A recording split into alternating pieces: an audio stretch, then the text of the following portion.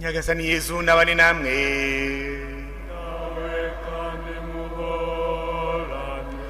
Amagambo yo mu Ivanjiri ntagatifu uko yanditswe na Matayo.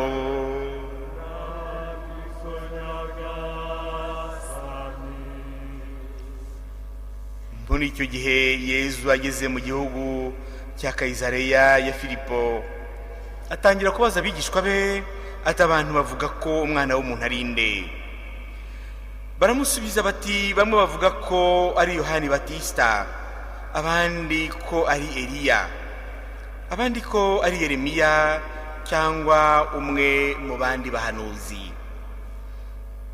Yongera kubabaza ati mwebwe se muvuga ko ndinde? Simoni Petero aramusubiza ati wowe uri Kristo, umwana w'Imana nzima. Yesu aramusubiza ati urahirwa Simoni mwene Yonasi, kuko atari umubiri n'amaraso byabiguhishuriye, ahubwo ari Data uri mu ijuru.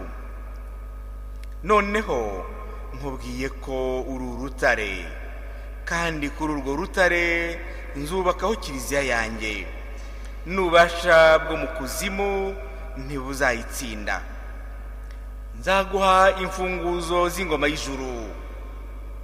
Icyo uzaba waboshye munsi kizaboha no mu ijuru, n'icyo uzaba wabohoye munsi kizabohorwa no mu ijuru. Iyi ni Ivanjiri ntagatifu.